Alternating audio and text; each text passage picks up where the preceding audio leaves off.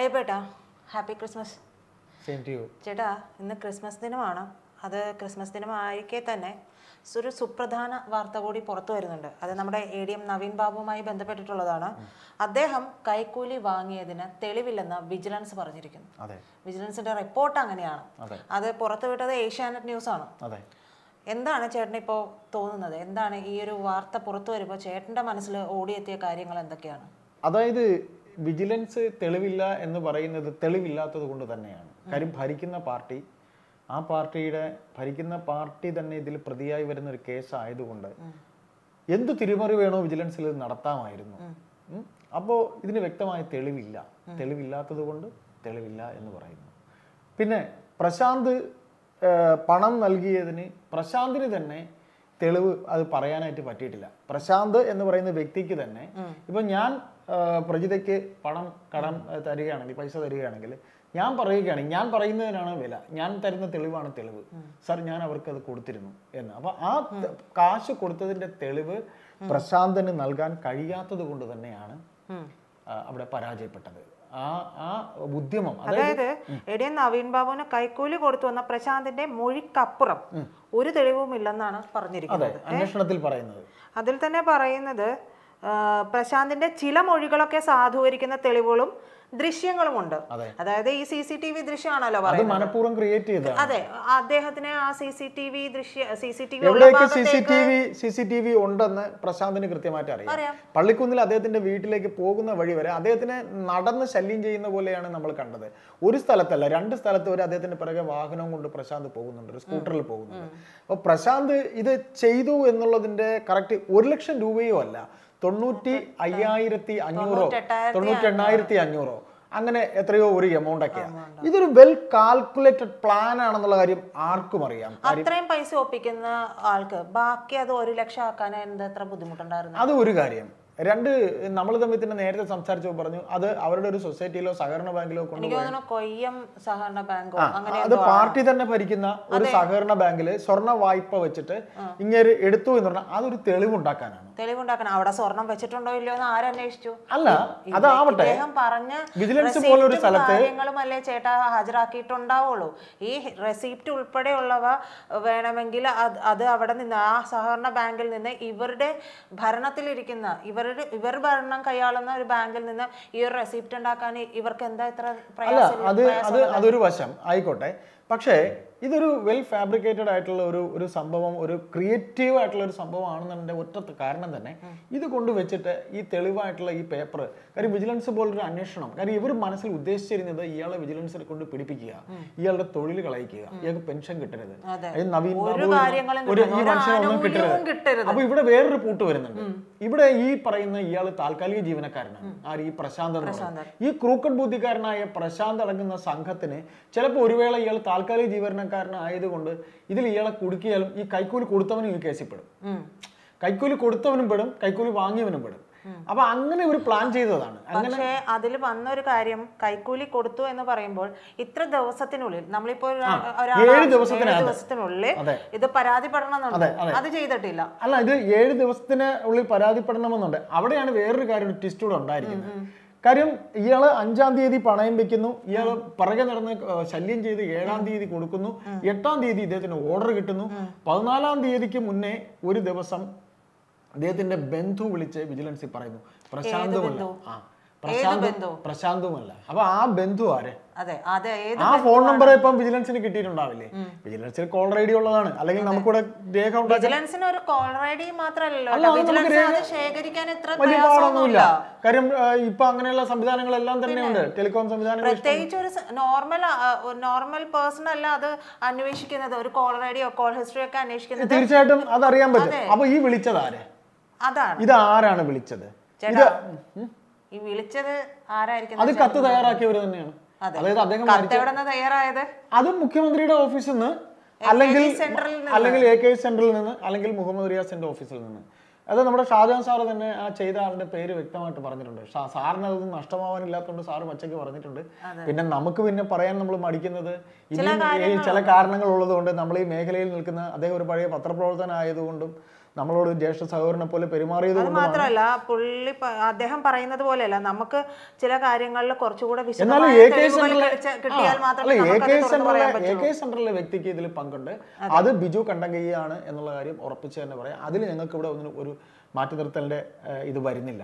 പക്ഷേ ഇതിനകത്ത് നമുക്ക് പറയാനുള്ള ഒറ്റ കാര്യം എന്ന് പറയുന്നത്, ഇദ്ദേഹത്തിന് കുരുക്കാനായി ഉണ്ടാക്കിയ ഒരു പ്ലാൻ ആയിരുന്നു. നമുക്ക് ആ ദൃശ്യങ്ങൾ വേണമെങ്കിൽ ഞങ്ങൾ പ്രേക്ഷകർക്ക് വേണ്ടി ഒന്നുകൂടി ഇടാം. നിങ്ങൾ മറ്റ് ടിവികളിൽ മറ്റ് ചാനലിലൊക്കെ കണ്ട ദൃശ്യങ്ങളാണ്. അത് ഇങ്ങനെ പുറകെ നടക്കുന്ന ആ ദൃശ്യം, അതിൽ നിന്ന് തന്നെ അതിൽ നിന്ന് തന്നെ പ്രശാന്ത് അദ്ദേഹത്തിന്റെ പിറകെ ഉണ്ടായിരുന്നു. ആ പ്ലാൻ പ്രശാന്ത് അടങ്ങുന്ന ഒരു സംഘത്തിൻ്റെതായിരുന്നു. കാര്യം ഇദ്ദേഹത്തിന് ഞങ്ങൾ കാണാമെന്ന് പറയുന്നു, കണ്ടിത് ഞങ്ങൾ നൽകാമെന്ന് പറയുന്നു, 7-ാം തീയതി കാണുന്നു, 8-ാം തീയതി അദ്ദേഹം ക്വാർട്ടേഴ്സിലേക്ക് ക്ഷണിക്കുന്നു എന്നൊക്കെ പറയുമ്പോൾ, അതായത് ഇതിൽ പറയുന്നതേ അദ്ദേഹം പ്രശാന്തും നവീൻ ബാബുവും തമ്മിൽ 4 തവണ ഫോണിൽ സംസാരിച്ചു എന്നുള്ളതാണ്. അതെ, അങ്ങോട്ടും ഇങ്ങോട്ടും സംസാരിച്ചു. 4 തവണ സംസാരിച്ചു എന്ന് പറയുന്നത്, അതുപോലൊരു ഉദ്യോഗസ്ഥനെ നമുക്ക് എന്തെങ്കിലും സംശയങ്ങൾ ഉണ്ടെങ്കിലും സംശയ ദൂരീകരണത്തിനുമായിട്ട് വിളിക്കാം. അതൊരു വലിയ പള്ളിക്കുന്നിൽ അദ്ദേഹത്തിന്റെ ക്വാർട്ടേഴ്സിലേക്ക് ചെല്ലാൻ പറഞ്ഞു എന്ന് പറയുന്നു. ക്വാർട്ടേഴ്സിലേക്ക് ചെന്നു എന്നുണ്ടെങ്കിൽ ഇയാൾ ഇത്രയും തെളിവുണ്ടാക്കിയെങ്കിൽ കാശ് കൊടുത്തതിന് ഒരു തെളിവുണ്ടാക്കാൻ കിട്ടിയിട്ടില്ല. അല്ല, പള്ളിക്കുന്നിൽ വെച്ച് ക്വാർട്ടേഴ്സിൽ വെച്ച് പണം കൊടുത്തതിന് ശേഷമാണ് ഓർഡർ കിട്ടിയത്. അങ്ങനെ കൈക്കൂലി കൊടുത്താണ് താൻ ഓർഡർ ഉണ്ടാക്കിയത് എന്ന് പറഞ്ഞാണ് ഇയാൾ പരാതി ബന്ധുവിനെ കൊണ്ട് വിളിച്ച് വിജിലൻസിൽ പറയുന്നത്. അപ്പൊ മരണപ്പെടുന്നത് വരെ ഇയാളെ വിളിച്ച് വിജിലൻസ് ചോദ്യം ചെയ്തതായിട്ട് നവീൻ ബാബു അറിയുന്നില്ല. നവീൻ ബാബു 14-ാം തീയതിയാണ് 10-ാം തീയതിയാണ് ഇയാളെ വിളിച്ച് ചോദ്യം ചെയ്തെന്നാ പറയുന്നത്. 8-ാം തീയതിയോ 9-ാം തീയതിയോ കാശ് കൊടുക്കുന്നു. 8-ാം തീയതി കാശ് കൊടുക്കുന്നു. 10-ാം തീയതിയോ മറ്റോ വിജിലൻസിന്റെ ഓഫീസിൽ ഇയാളെ വിളിക്കുന്നു. ബന്ധു വിളിച്ച് പറഞ്ഞ പരാതിയുടെ അടിസ്ഥാനത്തിലാണ് ചോദ്യം ചെയ്യുന്നത്. അപ്പൊ ചോദ്യം ചെയ്യുന്ന സമയത്ത് ഈ ചോദ്യം ചെയ്ത വിവരം മരണപ്പെട്ട നവീൻ ബാബു അറിയുന്നില്ല. അപ്പോ ഇതിനകത്ത് നമ്മൾ മനസ്സിലാക്കാനുള്ള ഒരു കാര്യം, ഇത് വെൽ പ്ലാൻഡ് തന്നെയായിരുന്നു. അദ്ദേഹം അവിടുന്ന് പോകുന്നതിന് മുമ്പേ അദ്ദേഹത്തിന് കുരുക്കുക എന്നുള്ളതായിരുന്നു ഇവരുടെ പദ്ധതി. പക്ഷേ അത് 10-ാം തീയതി വിളിച്ച് ചോദ്യം ചെയ്യുമ്പോഴും ഈ തെളിവില്ലാത്തത് കൊണ്ടും അദ്ദേഹം മരണപ്പെട്ടത് കൊണ്ടും ഇവർ വിചാരിച്ച കാര്യം നമ്മൾ ആദ്യം പറഞ്ഞ പോലെ പെൻഷൻ കിട്ടരുത് എന്നൊരു പ്ലാൻ തന്നെയായിരുന്നു. ഇയാൾ തേജോവധം ചെയ്യുക, അതെ, സർവ്വ ആനുകൂല്യങ്ങളും നഷ്ടപ്പെടുത്തുക, തേജോവധം ചെയ്യുക, സമൂഹത്തിന് മുന്നിൽ മാനം കെടുത്തുക, പിന്നെ ഈ പി ദിവ്യയുടെ പ്രസംഗം എല്ലാം കൊണ്ടും. സത്യം പറഞ്ഞു കഴിഞ്ഞാൽ ദിവ്യക്ക് ഇത്തരം കാര്യങ്ങളിൽ അറിവുണ്ടോ എന്നുള്ളത് എനിക്കൊരു സംശയമാണ്. പക്ഷേ അറിവുണ്ട് എന്ന് എനിക്ക് തോന്നുന്ന ഒരു കാര്യം, കളക്ടർക്ക് ഇതിലൊക്കെ ഒരു വലിയ രീതിയിൽ തന്നെ, അതായത് ഭൂമാഫിയ ഇതിന് പിന്നിൽ കളിച്ചിട്ടുണ്ട് എന്നുള്ളത് വ്യക്തമായി. ഇതിനകത്ത് പ്രജിത പറയുന്ന ഒരു കാര്യത്തിൽ ഞാൻ പറയാം. കാര്യം എന്ന് വെച്ചാൽ ഈ പി ദിവ്യക്ക് ഈ കേസ് അറിയാം, വിജിലൻസിൽ പരാതി പോയിട്ടുണ്ടെന്നുള്ള കാര്യം പി ദിവ്യക്ക് അറിയാം. അതിന്റെ ആഫ്റ്റർ എഫക്റ്റ് നിങ്ങൾ അറിയും എന്ന് ഇവർ പറഞ്ഞത്, ദിവ്യ പറഞ്ഞത് ഇതും കൂടെ ആയതുകൊണ്ടാണ്. ഈ കേസ് നിങ്ങൾ 3 ദിവസത്തിനകം അറിയും എന്ന് പറയുന്നത് ഞങ്ങൾ വിജിലൻസിൽ പരാതി നൽകിയിട്ടുണ്ട്, നിങ്ങൾ അതറിയും എന്നാണ് ഇവർ അന്ന് ആ സദസ്സിൽ നിന്ന് പറയുന്നത്. അപ്പം ഇപ്പോ പ്രജിത പറഞ്ഞതുപോലെ ഇവർ ഇതുവരെയുള്ള കാര്യങ്ങൾ അവർക്കറിയാം. എങ്ങനെ ഇവരെല്ലാവരും കൂടെ പ്ലാൻ ചെയ്യുന്നു, അവിടെ പരാതി നൽകുന്നു, ഇയാളെ കുരുക്കും എന്നുള്ള കാര്യം. പക്ഷേ ഭൂമാഫിയ ആൾക്കാരാണ് ഇദ്ദേഹത്തിനെ, അല്ലെങ്കിൽ ആരാണ് പ്ലാൻ ചെയ്തിരിക്കുന്നത്, ആര് പ്ലാൻ ചെയ്തിരിക്കുന്നു ഇങ്ങനൊരു കൊലപാതക ശ്രമം, എനിക്ക് തോന്നുന്നു ദിവ്യക്ക് അറിയാൻ സാധ്യതയില്ല. അതറിയാവുന്ന ഒരാള് അത് ചിലപ്പോൾ കളക്ടർക്ക് അറിയാം. കൊല്ലാനല്ലെങ്കിലും ഈ ഭൂമാഫിയയുമായി ബന്ധപ്പെട്ടവർ തന്നെയാണ് നവീൻ ബാബു എന്ന കളങ്കിത രഹിതനായ ഉദ്യോഗസ്ഥനെ കൊന്നത് എന്ന് ചിലപ്പോൾ അറിയാൻ. അതായത് കളക്ടർക്ക് അറിയാമെന്ന് ഞാൻ പറഞ്ഞതിന്റെ ഒരു കാരണം എന്താണെന്ന് വെച്ചിട്ടുണ്ടെങ്കിൽ, ചേട്ടൻ ഞാൻ സംസാരിക്കുമ്പോൾ കഴിഞ്ഞ ദിവസം ഇന്നലെ നമ്മൾ സംസാരിച്ചു. കാരണം പല ഫയലുകളും ADM ഒപ്പിട്ടതിന് ശേഷമാണ് കളക്ടറിലേക്ക് എത്തുന്നത്. അവസാനം ഒപ്പിടുന്നത് അദ്ദേഹമാണല്ലോ. അപ്പോൾ പല ഫയലുകളും തടഞ്ഞു വെക്കപ്പെടുന്നു. അതായത് നിയമവിരുദ്ധമായിട്ടുള്ള സകല ഫയലുകളും അദ്ദേഹം സൈൻ ചെയ്ത് കൊടുക്കുന്നില്ല. അതിൽ തന്നെ ഇവർ തമ്മിലുള്ള അകലം ഉണ്ടെന്നുള്ളത് ഏകീത IASന്റെ റിപ്പോർട്ടിലുമുണ്ട്. അപ്പോൾ ഈ ഭൂമാഫിയുമായിട്ട് ചേർന്ന് കളിക്കുന്നത് കളക്ടർക്ക് ഇതുമായി ബന്ധപ്പെട്ട് നല്ല വിവരമുണ്ട്. മാത്രമല്ല ആറളം ഫാമുമായി ബന്ധപ്പെട്ടുള്ള കാര്യങ്ങൾക്കൊക്കെ അതിലൊക്കെ പ്രധാന പങ്ക് വഹിച്ചിരിക്കുന്നത് കളക്ടറാണ്. കളക്ടർ എന്ന് പറയുമ്പോൾ കളക്ടർ മാത്രമായി ചേർന്നിട്ട് ഒരു ഭൂമാഫിയ സംഘമാണെന്നും ഞാൻ കരുതുന്നില്ല.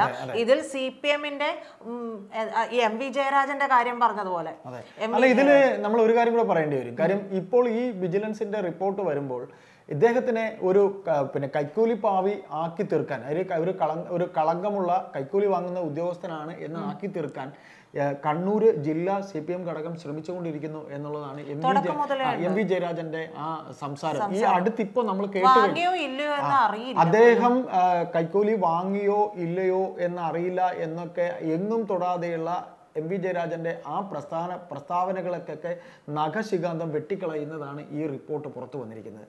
എന്തായാലും അദ്ദേഹത്തെ പോലൊരു ഉദ്യോഗസ്ഥൻ കൈക്കൂലി വാങ്ങിക്കും അല്ലെങ്കിൽ കൈക്കൂലി വാങ്ങി എന്ന് വരുത്തി തീർക്കാൻ CPM-ന്റെ കണ്ണൂർ ജില്ലാ ഘടകവും ഭൂമാഫിയ ചേർന്ന്. അപ്പോൾ ചിലപ്പോൾ PP ദിവ്യ അറിഞ്ഞത് ഈ കാര്യം അറിഞ്ഞിട്ടുണ്ടാകും. അയാൾ കൈക്കൂലി വാങ്ങി എന്നൊരു കുരുക്കുണ്ടാക്കുന്ന കാര്യം PP ദിവ്യ അറിഞ്ഞിട്ടുണ്ടാകും. കാര്യം PP ദിവ്യയുടെ ഭർത്താവിന്റെ ബിനാമിയാണ് ഈ പ്രശാന്ത്. മാത്രമല്ല ദിവ്യ പറഞ്ഞിട്ട് കേൾക്കാത്ത കാര്യം പിന്നീടാണ് ചെയ്തു തുടങ്ങുന്നത്. അതിന്റെ ഒരു അരിശം ഉണ്ടാവും. ദിവ്യ ഇവരിത് മൂപ്പിച്ചു കൊടുത്തിട്ടും ഉണ്ടാവും. അല്ല, അത് മാത്രമല്ല, ഇപ്പൊ കോമൺ ആയിട്ടുള്ള ആൾക്കാർക്ക് സംശയം ഉണ്ടാവും, എന്തിന് PP ദിവ്യ എന്ന ജില്ലാ പഞ്ചായത്ത് സെക്രട്ടറി ഇദ്ദേഹത്തിന് ഇങ്ങനെ ആ വേദിയിൽ വെച്ച് പ്രശാന്തിന് വേണ്ടി സംസാരിക്കുന്നു? എന്ത് പർപ്പസിന് വേണ്ടി സംസാരിക്കുന്നു? ദിവ്യയുടെ ആരാണ് പ്രശാന്ത്? ഒരു ബന്ധവുമില്ല. അതുമല്ല, ഓരോ ഫയലിലും ജീവിതം ഉറങ്ങുന്നു എന്ന് പറയുമ്പോഴും ദിവ്യ എന്താണ് ചെയ്തത്? അത് നിയമവിരുദ്ധമായിട്ടുള്ള ഒരു കാര്യം. പ്രശാന്തൻ ആരാണ്? അതൊരു ചോദ്യം. അപ്പോഴും ഈ നിയമവിരുദ്ധമായിട്ട് പ്രശാന്തന് വേണ്ടി ഇത്രയേറെ അതൊരു പോയിന്റ് ആണ്. അവര് വളരെ ഇതായിട്ട് പറഞ്ഞു, ഓരോ ഫയലിനകത്തും ഓരോ ജീവിതമുണ്ട് എന്നൊക്കെ മുഖ്യമന്ത്രിയെ പോഴ്ത്താനായി പറയുമ്പോഴും ഇതിന് നിയമം അനുശാസിക്കാത്ത രീതിയിൽ എങ്ങനെ ഒരു പമ്പ് അനുവദിച്ചു കൊടുക്കും? ഒരു പമ്പ് സ്ഥിതി ചെയ്യുന്നതിന് ഇത്ര മീറ്റർ സ്കൂൾ അകലമുണ്ട്, ഇത്ര മീറ്റർ അങ്ങനെയുള്ള ആശുപത്രി, വളവ് പാടില്ല, ഒരു സ്ഫോടനം ഉണ്ടാകാൻ, അങ്ങനെയൊക്കെയുള്ള എല്ലാത്തിനും കൂടെ ഒത്തൊരു ലൊക്കേഷനിൽ ഇത് കൊടുക്കാൻ പറ്റുള്ളൂ. അത് നിയമവശമല്ലേ? അത് ചോദ്യമല്ലേ? അപ്പോൾ അതിനൊക്കെ വഴിവിട്ട് സഹായിക്കുന്ന ആളാണോ ഇവർ പറഞ്ഞ പിണറായി വിജയൻ എന്ന മുഖ്യമന്ത്രി? അങ്ങനെയാണോ? അതുപോലെ ADM പറഞ്ഞു എന്ന് തോന്നുന്നു പറയുന്ന ഒരു കാര്യം കേട്ടത്, ഈ വളവ് നിവർത്തണം, ഈ വളവ് കൃത്യമായി നിവർത്തുകയും അവിടെ ആക്സിഡൻസ് ഉണ്ടാവാതിരിക്കാൻ നോക്കുകയും ചെയ്യുന്ന രീതിയിൽ അതിനുള്ള ഞാൻ വേറൊരു കാര്യം കൂടെ ചോദിക്കട്ടെ. മുഖ്യമന്ത്രി പറഞ്ഞ ഫയലിനകത്തെ ജീവിതം എന്ന് പറയുന്നത്, ഇപ്പൊ എനിക്കും താങ്കൾക്കും നമ്മുടെയൊക്കെ കുടുംബത്തിന് ചിലപ്പോൾ അതുകൊണ്ടൊരു വരുമാനം, ഒരു പെട്ടിക്കടകളുടെ ഒരു വരുമാനത്തിനായിരിക്കും നമ്മളെ ഒരു സാധാരണക്കാരനായ ഒരു മനുഷ്യൻ ചെല്ലുന്നത്.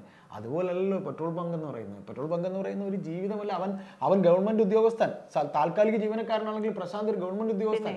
അയാളുടെ അധിക വരുമാനത്തിന് വേണ്ടിയാണ് ഈ പമ്പ് നടത്തിയാൻ പോയത്. അത് തന്നെ നിയമരഹിതമല്ലേ? ഇപ്പം പിന്നെ ഭാരത് പെട്രോളിയത്തിൽ വരെ പ്രശാന്തിന് ആളുണ്ടെന്നാണ് പറയുന്നത് കേന്ദ്രത്തില്. അപ്പൊ നമ്മൾ ഈ ചർച്ച അധികം നീണ്ടുപോകുന്നില്ല. നമ്മൾ പറയുന്നത് ഇത്രയേ ഉള്ളൂ, ഒരു വൻ ഗൂഢപദ്ധതി പൊളിയുന്നു മാത്രമല്ല ആ ബന്ധു ആരാണെന്നുള്ളത് പുറത്തു വരാൻ. ആ വൻ ഗൂഢപദ്ധതിയിലെ കീ പേഴ്സൺ, അവരുടെ ഈ പറയുന്ന അയാളുടെ ബന്ധു ആര്? വിജിലൻസിൽ വിളിച്ച് പറഞ്ഞ ആ ബന്ധു ആര്? രണ്ട്, കാശ് കൊടുത്തതിന് തെളിവുണ്ടാക്കാൻ, അതായത് അദ്ദേഹത്തിന്റെ പിറകെ നടന്ന് ശല്യം ചെയ്യുന്നത് വരെ ഉള്ള കാര്യങ്ങൾ ദൃശ്യം സിനിമയിൽ മോഹൻലാൽ എന്ന് പറയുന്ന നടൻ ചെയ്ത കഥാപാത്രം ചെയ്തതുപോലെ നിരന്തരം അദ്ദേഹത്തിൻ്റെ പിറകെ സഞ്ചരിച്ച് ഒരു തെളിവ് ഉണ്ടാക്കിയതല്ലേ എന്ന് ഞാനും താനും അടങ്ങുന്ന സാധാരണക്കാർക്ക് സംശയം ഉണ്ടാകുന്നത് സ്വാഭാവികമല്ലേ? എങ്കിൽ ഇത്രയും ചെയ്ത പ്രശാന്തന് ഒരു തെളിവ് കാശ് കൊടുത്തതിൽ ഉണ്ടാക്കാൻ എന്തുകൊണ്ട് കഴിഞ്ഞില്ല? മാത്രമല്ല, എനിക്കുള്ളൊരു സംശയം എന്ന് പറഞ്ഞിട്ടുണ്ടെങ്കിൽ, ഈ സഹകരണ ബാങ്കിൽ നിന്നാണ് ഇത് വെച്ചിരിക്കുന്നത്. സഹകരണ ബാങ്കിൽ ഇത് വെക്കുമ്പോഴും 20,000 രൂപയിൽ കൂടുതൽ കയ്യിൽ കൊടുക്കാൻ പാടില്ല എന്നുള്ള, ലിക്വിഡ് ക്യാഷ് ആയിട്ട് അത്രയും കൊടുക്കാൻ പാടില്ല, ബാക്കി ബാങ്ക് ത്രൂ ആണ് നടക്കേണ്ടത്. മാത്രമല്ല, ഈ സഹകരണ ബാങ്കിൽ നിന്ന് അദ്ദേഹം സ്വർണം പണയം വെച്ചിട്ടുണ്ടോ എന്നുകൂടി അന്വേഷിക്കണം. സ്വർണം പണയം വെച്ചിട്ട് തന്നെയാണോ അതോ അല്ലെങ്കിൽ അത് ഫാബ്രിക്കേറ്റഡ് ആയിട്ട് ഉണ്ടാക്കിയിട്ടുള്ള ഒരു റെസിപ്റ്റ് ആണോ പണയം വെച്ചോ? അല്ല, അതിന്റെ തെളിവുകൾ കൂടി വിജിലൻസും പുറത്തുവിടേണ്ടതല്ലേ? അതാണ് നമ്മൾ പറഞ്ഞത്. വിജിലൻസ് പുറത്തുവിടാൻ, അതായത് വിജിലൻസ് ഹൈഡ് ചെയ്യുന്ന കാര്യങ്ങളാണ് നമ്മൾ ആദ്യം ചോദിച്ചത്. ഈ ബന്ധു ആര്? ഒന്നാമത്തെ ഞങ്ങളുടെ ചോദ്യമാണ്, അല്ലെങ്കിൽ സമൂഹത്തിന്റെ ചോദ്യമാണ്. ആ ബന്ധു ആര്? വിജിലൻസിൽ വിളിച്ചു പറഞ്ഞ ബന്ധു ആര്?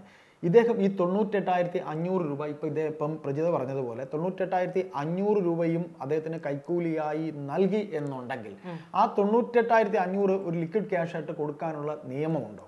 അല്ലെങ്കിൽ എത്ര ക്യാഷ് ആയിട്ട് കൊടുത്തു, എത്ര അക്കൗണ്ട് പേ വഴി ചെയ്തു, അല്ലെ? ഇങ്ങനെയുള്ള തെളിവുകൾ ഈ അന്വേഷണ സംഘം ഈ അന്വേഷണ സംഘത്തിന്റെ പക്കൽ ഉണ്ടാകുമെന്ന് തന്നെയാണ് നമ്മൾ ധരിക്കുന്നത്. വിളിച്ചത് ആരെന്ന് വരെ കൃത്യമായി അവർക്കറിയാം. ഒരു ബന്ധു എന്ന് പറയുന്നത് ഒരു വേള ഈ ഭരിക്കുന്ന ഗവൺമെന്റിന് അല്ലെങ്കിൽ സർക്കാരിന് വേണ്ടപ്പെട്ട ഒരു വ്യക്തി ആയതുകൊണ്ടാണ് ആ വിളിച്ച ആര് എന്നുള്ളത് വ്യക്തമാവാത്തത്. അപ്പോൾ നവീൻ ബാബു എന്ന ഉദ്യോഗസ്ഥനെ അറിഞ്ഞുകൊണ്ട് അപായപ്പെടുത്തി ചതിക്കുഴിയിൽ ചാടിച്ച് അദ്ദേഹത്തിനെ ട്രാപ്പ് ചെയ്യാൻ ശ്രമിച്ച പ്രശാന്ത് അടങ്ങുന്ന സംഘവും തന്നെയാണ് അവർ കുഴിച്ച കുഴിയിലേക്ക് വീണത്. ഇത്രയും തൽക്കാലം ഞങ്ങൾ ഈ ചർച്ച ഇത്രയും പറഞ്ഞു. പുതിയ അപ്ഡേറ്റ്സ് നമുക്ക് ഈ വിഷയത്തിൽ ഉണ്ടാകുമെന്ന് തന്നെ കരുതാം. നമുക്ക് തുടർന്നും സംസാരിക്കാം. നന്ദി.